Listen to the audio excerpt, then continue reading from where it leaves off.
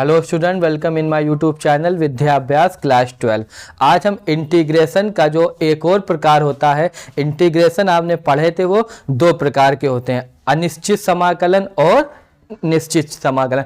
आपने एक्सरसाइज 1 से लेकर 7 तक जो पढ़ी थी वो थे इंडेफिनिट इंटीग्रल, मतलब अनिश्चित समाकलन। आज हम बात कर रहे हैं यहाँ पर निश्चित समाकलन। निश्चित समाकलन को कहते हैं डेफिनिट इंटीग्रल। आज इस वीडियो में बात करेंगे कि निश्चित समाकलन होता क्या है, ये किस चीज को प्रेजेंट करता है और इसकी थ्योरम्स क्या होती हैं और इसके क्वेश्चन हम लोग कैसे सॉल्व करेंगे। तो पहले बात करते हैं बेसिक, पहले पुराना पढ़ लेते हैं एक बार फिर से। सबसे पहले आता है इंटीग्रल, मतलब समाकलन।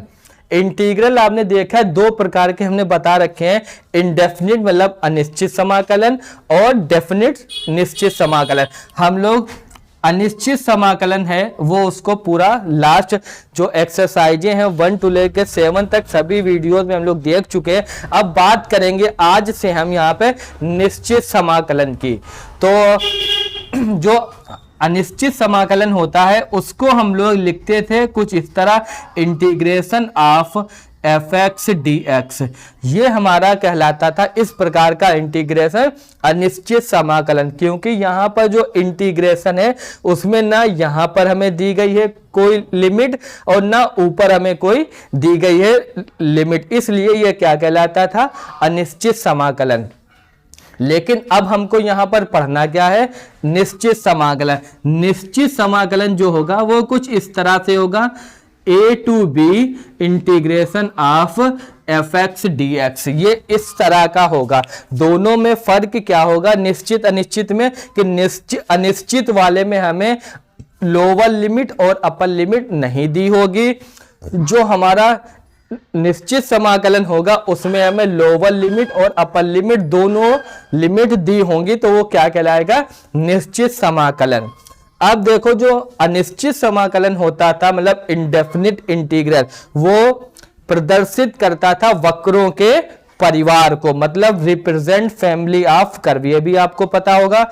अब हम लोग यहां पर अगर बात करें निश्चित समाकलन की, तो हमारा जो निश्चित समाकलन होता है वो हमारा रिप्रेजेंट करता है एरिया ऑफ कर्व को, मतलब ये एक क्षेत्रफल को प्रदर्शित करता है। तो आपने यहां से समझा कि निश्चित समाकलन क्या होता है, जो हमारा इस तरीके से इंटीग्रेशन होगा, integration of a to b fx dx, मतलब जिसमें हमें लोअर लिमिट और अपर लिमिट दोनों लिमिट्स दी रहेंगी, तो वो हमारा इंटीग्रेशन क्या कहलाएगा, निश्चित समाकलन, मतलब डेफिनिट इंटीग्रल। और ये भी याद रखें निश्चित समाकलन हमारा रिप्रेजेंट करता है एरिया ऑफ कर्व, मतलब वक्रों के क्षेत्रफल को प्रदर्शित करता है। अब बात करते हैं यहाँ पर जो हमारे इंडेफिनिट इंटीग्रल थे वो हम लोग कैसे सॉल्व करते थे। इंडेफिनिट मतलब अनिश्चित समाकलन, इंडेफिनिट इंटीग्रल। इंडेफिनिट मतलब अनिश्चित समाकलन को सॉल्व करने की हमारे पास 3 विधियां थी। पहली विधि थी बाय सब्स्टिट्यूशन मेथड, मतलब प्रतिस्थापन विधि द्वारा। फिर दूसरी थी बाय यूजिंग पार्शियल फ्रैक्शन, मतलब आंशिक भिन्नों में तोड़कर, बाय यूजिंग पार्शियल फ्रैक्शंस। फिर थर्ड थी इंटीग्रेशन बाय पार्ट्स। हम लोग इंडेफिनिट मतलब अनिश्चित समाकलन को 3 विधियों द्वारा हल करते थे, प्रतिस्थापन विधि द्वारा, फिर आंशिक भिन्नों द्वारा, फिर तीसरा हल करते थे इंटीग्रेशन बाय पार्ट्स मतलब खंडशः द्वारा। अब इसी तरह सेम यही जो 3 विधियां हैं वो निश्चित समाकलन में भी लागू होती, यही सेम विधियां इंडेफिनिट में भी हैं और यही तीनों विधियां ऊपर वाली डेफिनिट मतलब निश्चित समाकलन में भी लागू होती हैं। इंडेफिनिट इंटीग्रल में भी यही तीनों विधियां लागू होती हैं। जैसे हम आपको एक एग्जाम्पल बताएं, ये दिया गया है 1/x + 1 x + 2 dx।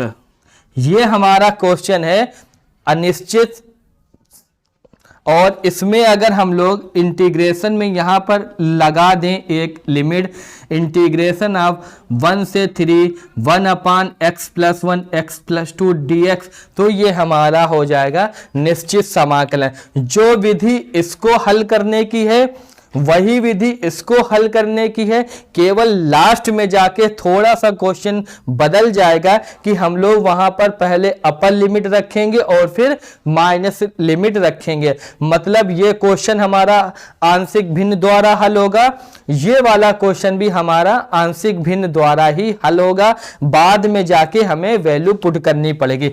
इसी तरह अगर कोई क्वेश्चन है x sin x dx है और इसी तरह इधर है 0 से π/2 x sin x dx है, तो ये दोनों क्वेश्चन भी सेम तरह जो इसमें मेथड यूज होगा इंटीग्रेशन बाय पार्ट्स का, वही इसमें भी यूज होगा, लेकिन लास्ट में जाके थोड़ा सा क्वेश्चन में वैल्यू पुट करनी पड़ेगी। बस इतना ही फर्क होता है। हमें डेफिनिट इंटीग्रल में कुछ अलग नहीं करना है, ना कोई अलग से फार्मूले याद करने हैं। जो इसकी प्रॉपर्टीज आएंगी वो आपको आगे बताई जाएंगी, लेकिन अभी हमें केवल जो हम लोग लास्ट मतलब 7 एक्सरसाइज में पढ़ चुके हैं वही फार्मूलों का यूज करना है, उन्हीं विधियों का यूज करना है, सब कुछ सेम उसी तरह करना है। लास्ट में जाके हमको वैल्यू पुट कर देनी है। एक हम यहां पे आपको छोटा सा एग्जांपल बता रहे हैं। जैसे हमने लिखा इंटीग्रेशन ऑफ x dx, इसका अगर हम लोग इंटीग्रेशन करते हैं तो हमारे पास आता है x² + c, ये हमारा हो गया अनिश्चित समाकलन। इसी तरह अगर यही सेम क्वेश्चन हो, यहां पे अगर हमें दे दी जाए लिमिट 0 से 3x dx, अब हमारा यहां पे कंफ्यूज नहीं होना है आपको, ये नहीं करना है कि ये 3 है 0 है इसका रूल कोई अलग होगा, ये ऐसा है इंटीग्रल में लिमिट देंगे, नहीं।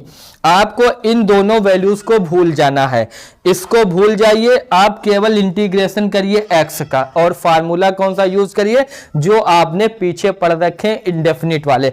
तो x का इंटीग्रेशन क्या होता है, x² आपने ऊपर भी देखा। इतना करने के बाद में यहां पर हम लोग एक बनाएंगे बड़ा ब्रैकेट, फिर नीचे लिख देंगे इसकी लोअर लिमिट, ऊपर लिख देंगे इसकी अपर लिमिट। जो पहले इंटीग्रेशन करेंगे फिर लिखेंगे लोअर लिमिट, फिर लिखेंगे अपर लिमिट। इसमें c नहीं आता है, क्यों नहीं आता वो भी हम अभी आपको आगे चल के बताएंगे वीडियो में।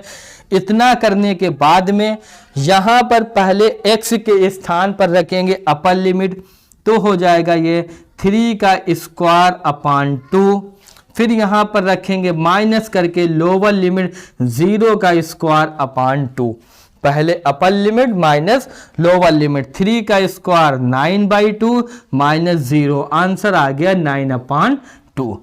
तो देखो दोनों सेम फार्मूले यूज हुए, सिर्फ इंटीग्रेशन करने के बाद में हमें x के स्थान पर पहले रखना होगा अपर लिमिट, फिर माइनस करके रखना होगा लोअर लिमिट। तो यहां से आपको पता चला कि जो विधियां इंडेफिनिट इंटीग्रल की होती हैं वही सेम विधियां डेफिनिट इंटीग्रल की होती हैं। हमको क्वेश्चन को जैसे पीछे 7 एक्सरसाइज में सॉल्व किए थे उसी मेथड से सॉल्व करना है। लास्ट में जाके आपको पहले x की जगह अपर लिमिट रखना है, बाद में रखना है लोअर लिमिट। अब आते हैं निश्चित समाकलन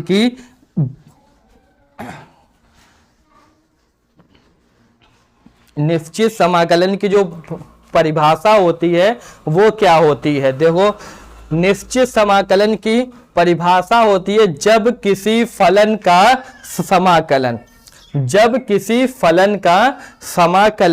दो निश्चित सीमाओं के लिए ज्ञात करते हैं तो इसे निश्चित समाकलन कहते हैं। आपने देखा निश्चित समाकलन अभी हमने एक आपको बताया था, उसमें हमें लोअर लिमिट भी दी गई थी और अपर लिमिट। तो यहां से हमें एक डेफिनेशन क्या मिली निश्चित समाकलन की, जब किसी फलन का समाकलन दो निश्चित, क्योंकि वो जो पॉइंट्स थे वो क्या थे, निश्चित थे, a to b 0 से 3, 1 से 2, मतलब कोई भी होगा वो क्या होगा, एक निश्चित होगा, इसलिए इसे क्या कहते हैं, डेफिनिट इंटीग्रल कहते हैं। तो जब किसी फलन का समाकलन दो निश्चित सीमाओं के लिए ज्ञात करते हैं तो इसे निश्चित समाकलन कहते हैं, और निश्चित समाकलन को प्रदर्शित करते हैं a to b integral of fx dx। इसे पढ़ते हैं a to b integral of fx dx से प्रदर्शित करते हैं, जहां a और b को क्रमशः समाकलन की निम्न सीमा मतलब लोअर लिमिट और b को समाकलन की उच्च सीमा अपर लिमिट कहते हैं। निश्चित समाकलन का मान अद्वितीय मतलब यूनिक होता है। निश्चित समाकलन का मान यूनिक होता है, ये अभी हम आपको साइड में बता देंगे क्यों यूनिक होता है। और अंतराल a कामा b, जो ये अंतराल है इन दो लिमिट्स का, वो समाकलन का परिसर मतलब क्या होता है, परिसर मतलब इसकी रेंज होती है।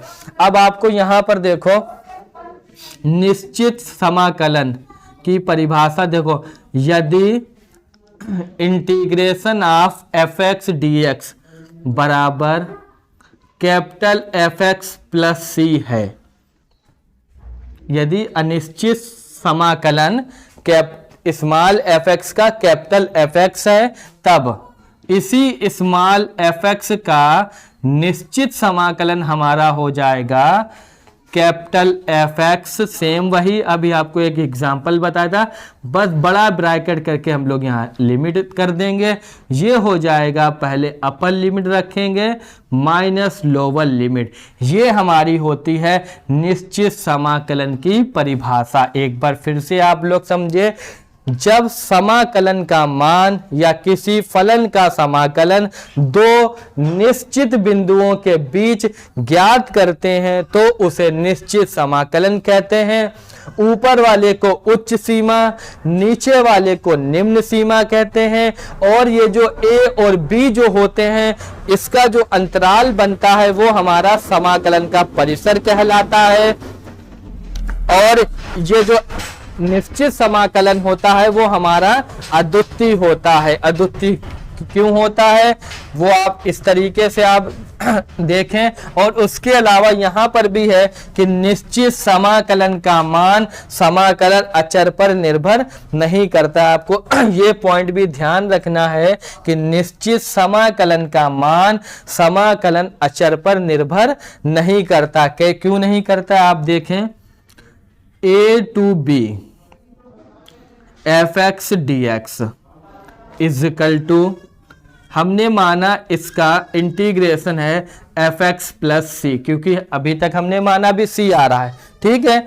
अब हम लोग क्या करते हैं, निश्चित वाले में इसको हम लोग दोनों तरफ ब्रैकेट बना के इधर लिखते हैं a, इधर लिखते हैं b, जो इसकी लिमिट दी होती हैं।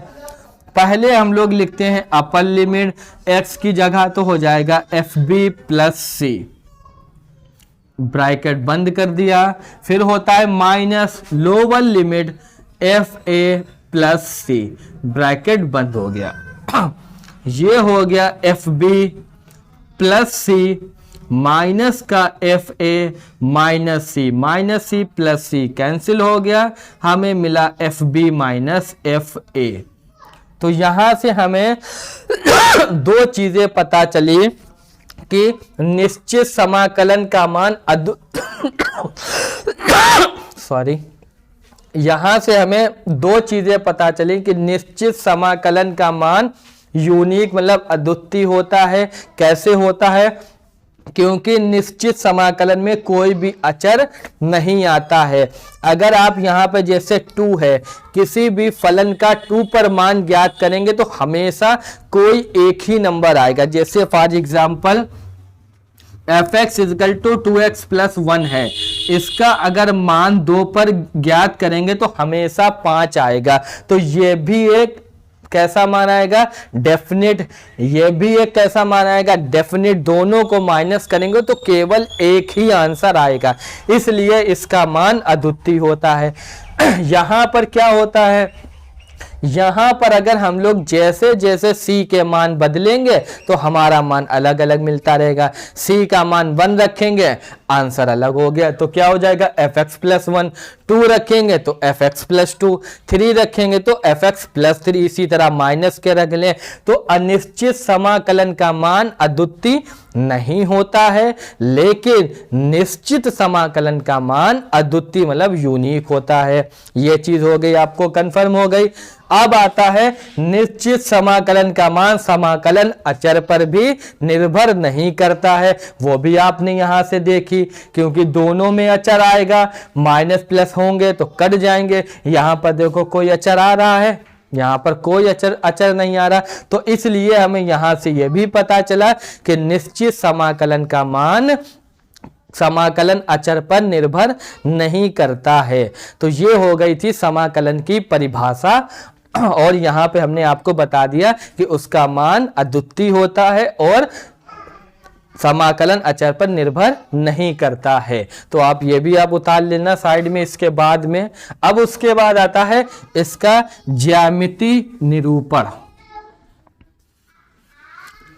जैसे हमारा अनिश्चित समाकलन आपने पढ़ा था, वो प्रदर्शित करता था वक्रों के परिवार को।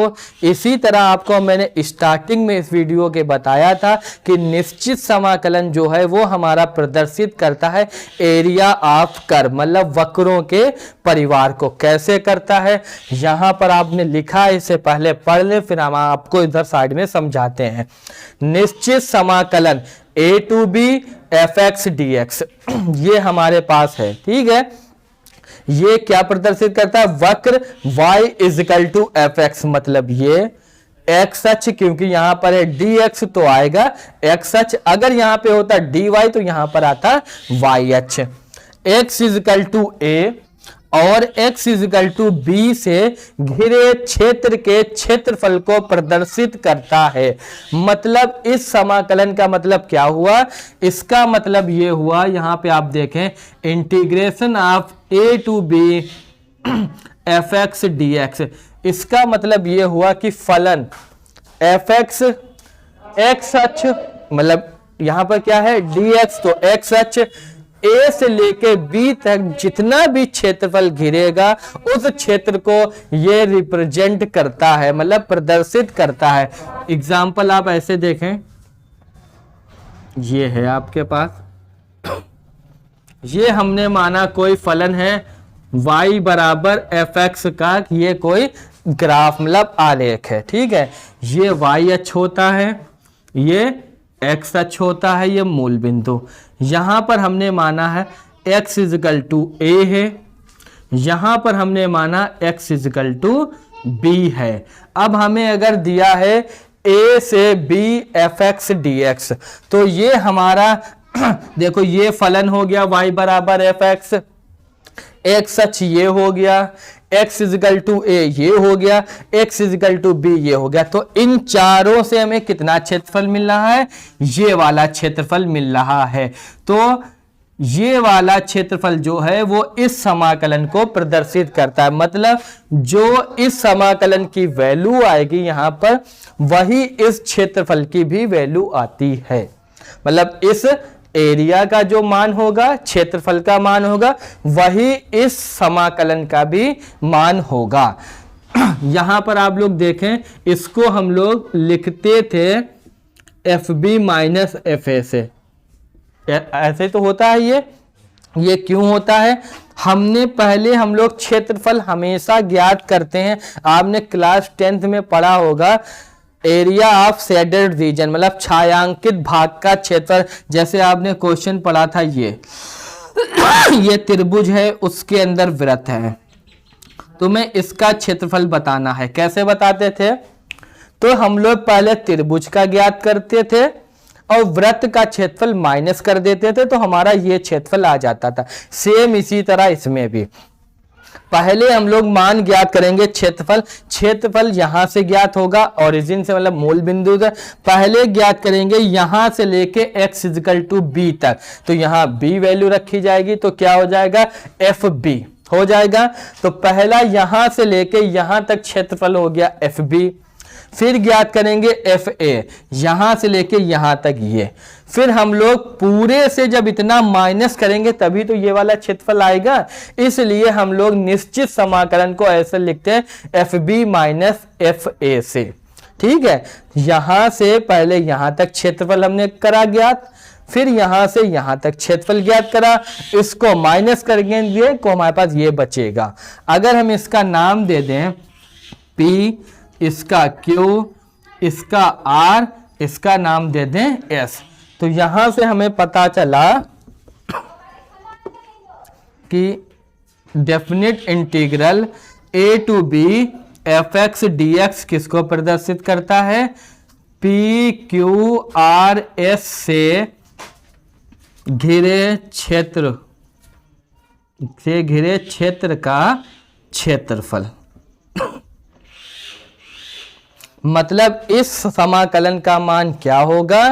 पी क्यू आर एस से घिरे क्षेत्र का क्षेत्रफल, मतलब जो इस क्षेत्रफल का मान होगा वही इस समाकलन का मान होगा। तो आपको यहां से क्या पता चला कि जो निश्चित समाकलन है a to b f x D x वो y equal to f x x h x equal to a to b से घिरे क्षेत्र के क्षेत्रफल को प्रदर्शित करता है।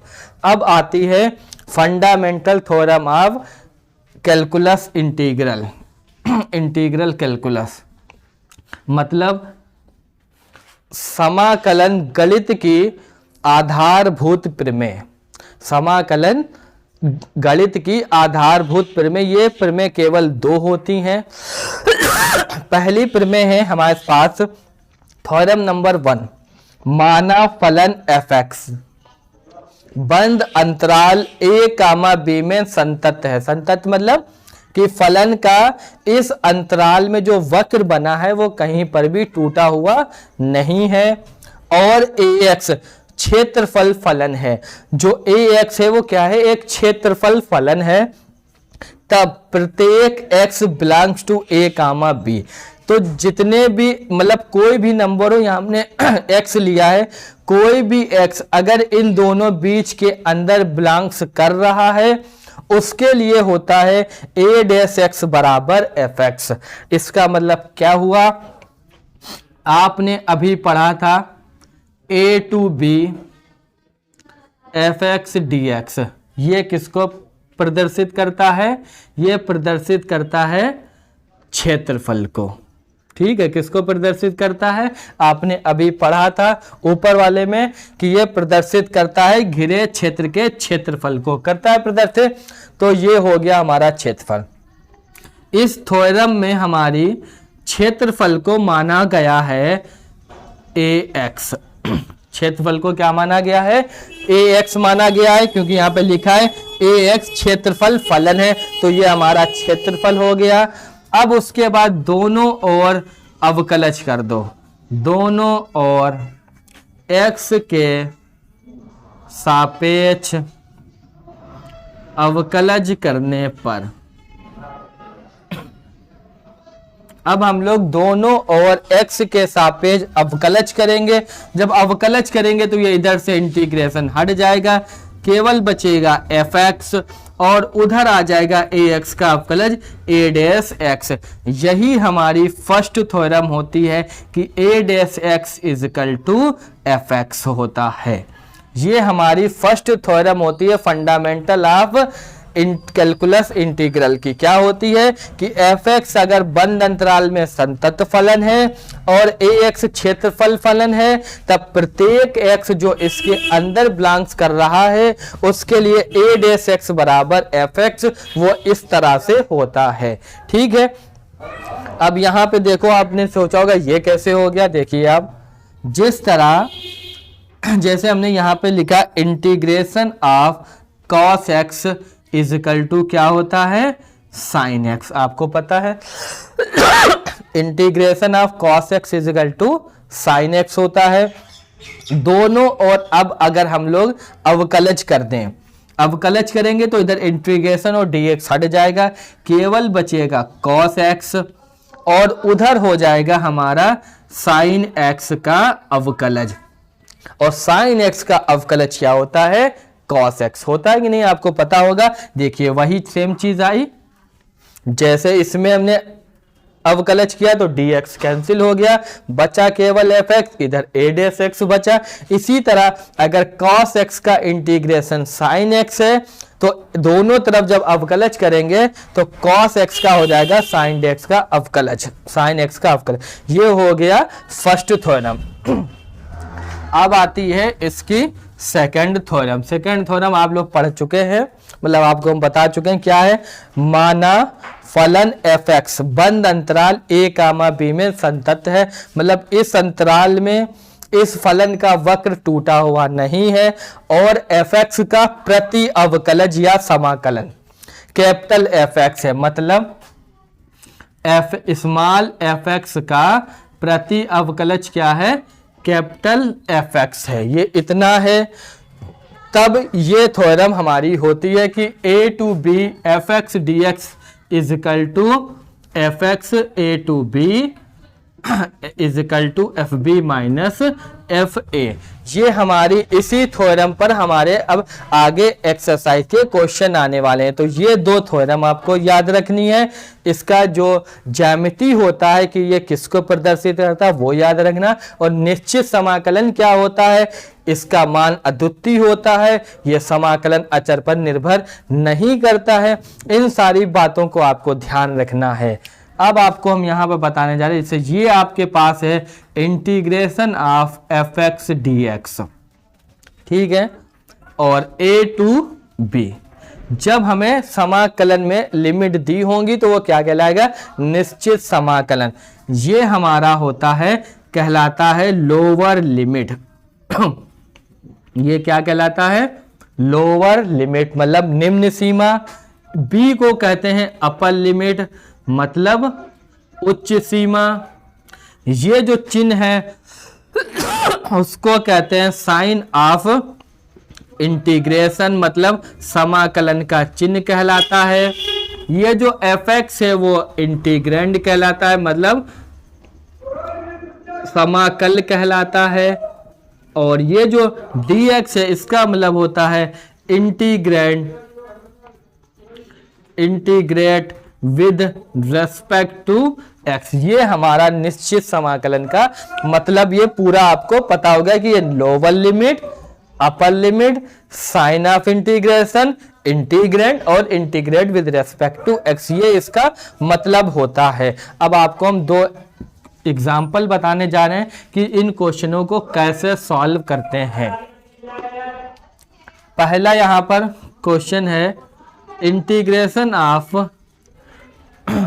एक्स स्क्वायर प्लस 1 0 से 2 dx। ये हमारे पास क्वेश्चन है, तो इसको कैसे सॉल्व करेंगे। आपको बिल्कुल भी कंफ्यूज नहीं होना है कि ये इसमें लिमिट आ गई, ये कैसे होगा, कुछ नहीं। आप लिमिट को भूल जाया करो, क्वेश्चन को समझो ये कैसा है, अनिश्चित। अगर ये क्वेश्चन अनिश्चित होता तो आप इसको कैसे सॉल्व करते, पहले इसका इंटीग्रेशन करते फिर 1 का करते, और वही चीज हम इसमें करने वाले हैं। पहले इंटीग्रेशन करेंगे एक्स स्क्वायर का, जो हो जाएगा एक्स क्यूब अपान 3, फिर करेंगे 1 का, हो जाएगा एक्स 0 से 2, ब्रैकेट बना के ये बस। अब यहां पर पहले रखेंगे अपर लिमिट, तो हो जाएगा 2 का क्यूब अपान 3 प्लस 2। जहां जहां पर x आएगा वहां पर पहले क्या रखेंगे, 2 अपर लिमिट, क्योंकि ये थ्योरम भी होती है और अभी हमने ऊपर अभी आपको बताया है। फिर माइनस करके लिखेंगे लोअर लिमिट, ये होगा 2 का क्यूब 8 अपान 3 प्लस 2 हो गया, ये हो जाएगा 0, क्योंकि 0 प्लस 0 0, 3 2 जा 6, 14 अपान 3। ये हमारा इस फलन का समाकलन हो गया। यहां से हमें एक चीज और पता चली कि ये एक्स स्क्वायर प्लस 1 का अगर आप फिगर बनाएं और उसका 0 से लेके 2 तक क्षेत्रफल ज्ञात करें तो क्षेत्रफल कितना आएगा, 14 अपान 3। इससे हमें यह भी पता चलता है, क्यों, क्योंकि निश्चित समाकलन क्षेत्रफल को प्रदर्शित करता है। ठीक है, एक और क्वेश्चन आते हैं।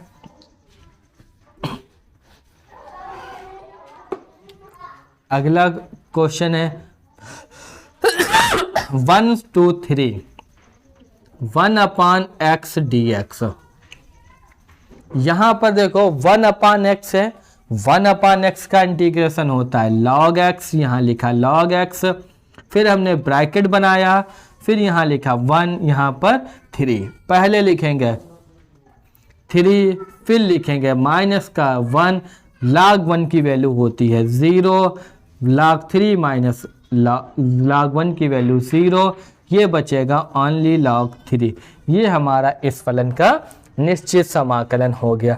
आई होप आपको ये वीडियो समझ में आई होगी। अगर कोई डाउट हो आप कमेंट सेक्शन में जाके बता सकते हैं, पूछ सकते हैं मुझसे। और इस वीडियो को लाइक करें, शेयर करें। Thank you.